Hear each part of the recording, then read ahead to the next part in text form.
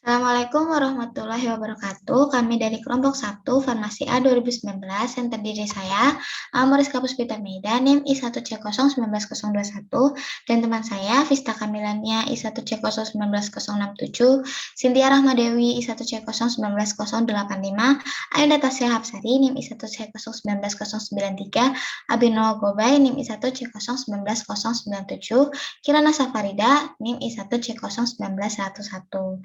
Kali ini kami akan membahas penyelesaian kasus menggunakan uji Kruskal-Wallis. Hal-hal yang akan kami bahas antara lain pengertian uji Kruskal-Wallis, kegunaan uji Kruskal-Wallis, prinsip uji Kruskal-Wallis, hipotesis dan keputusan uji pada Kruskal-Wallis. Kemudian ada kasus yang akan kami bahas, kemudian ada penyelesaian kasus menggunakan SPSS, dan yang terakhir ada interpretasi dan kesimpulan yang dapat diambil dari pengujian kali ini.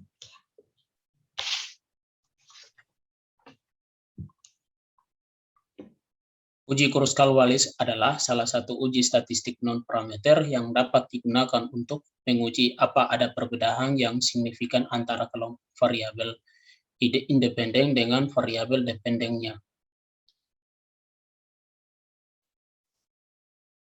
Untuk kegunaannya sendiri, uji ini jelas digunakan untuk melihat perbandingan lebih dari dua populasi dengan data berbentuk ranking. Prinsipnya, memperhitungkan variasi antar kelompok within group dan variasi dalam kelompok within group. Nah, untuk hipotesisnya sendiri, dalam kasus ini dapat dihasilkan hipotesis yang pertama ada H0, Mu1 sama dengan Mu2 sama dengan Mu3, maka mengindikasikan tidak ada perbedaan rata-rata antar kelompok. Untuk yang kedua ada HA, Mu1 tidak sama dengan Mu2, tidak sama dengan Mu3, maka mengindikasikan ada perbedaan rata-rata antar kelompok. Untuk keputusan uji, jika P lebih dari alfa, maka H0 diterima.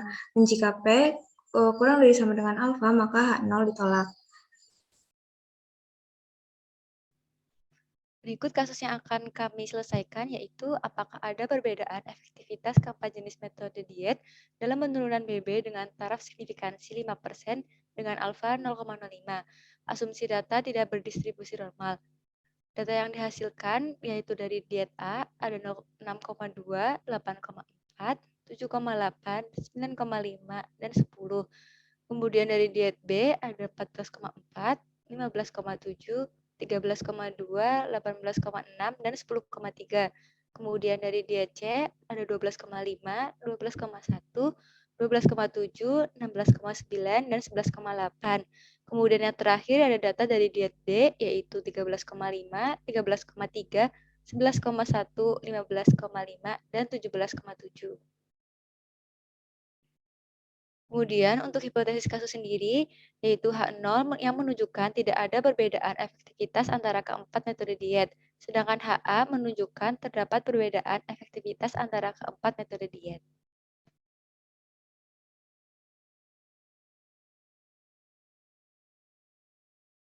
Selanjutnya, penyelesaian kasus menggunakan SPSS.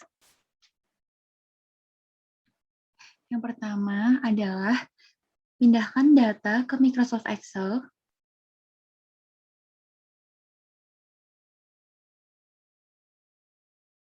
Ya, selanjutnya, buka lembar kerja baru di SPSS.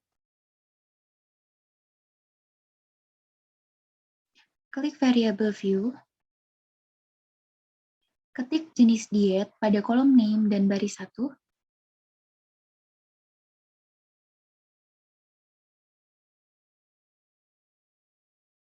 Kemudian, ketik efektivitas diet pada kolom name dan baris 2.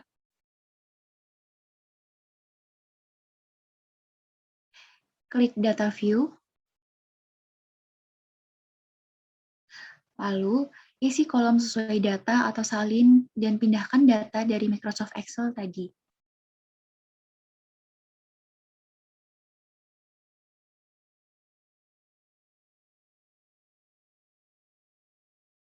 Kemudian di copy.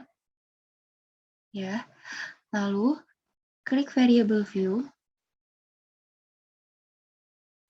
Kemudian arahkan kursor pada value baris 1.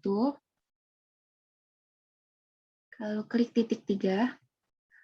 Lalu akan muncul kotak dialog seperti berikut. Lalu ketik value 1, ketik label diet A. Kemudian klik add. Kemudian ketik value 2, klik label diet B. Klik add. Ketik value 3, ketik label diet C. Klik add. Ketik value 4, ketik label diet D. Klik add. Kemudian klik OK.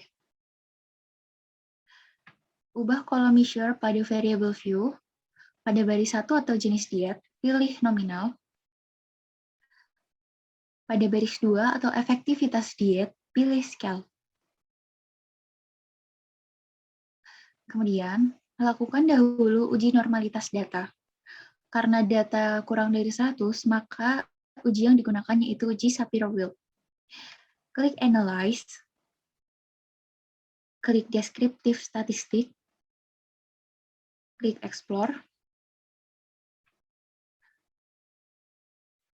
Lalu efektivitas diet masuk ke Dependent List. Jenis diet masuk ke Vector List. Klik Statistik. Continue. Klik Plots. Centang bagian Normality Plots with Test. Kemudian klik Continue. Klik Option. Continue. Klik Bootstrap. Continue. Lalu klik OK. Lalu kita tunggu hasil uji normalitasnya.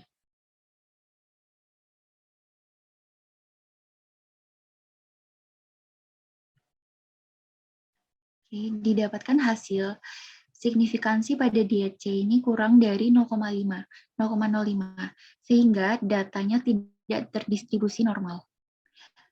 Selanjutnya, melakukan uji Kruskal-Wallis. Klik Analyze, klik Non-Parametric Test, klik Legacy Dialogs, kemudian klik Key Independent Sample. Masukkan efektivitas diet pada tes variabel dan jenis diet pada grouping variabel. Klik jenis diet Define Range, kemudian ketik minimum 1, maksimum 4, kemudian klik Continue. Klik Option, Continue. Kemudian klik OK. Lalu didapatkan output dari SPSS-nya. Selanjutnya, dilakukan interpretasi data Kruskal-Wallis.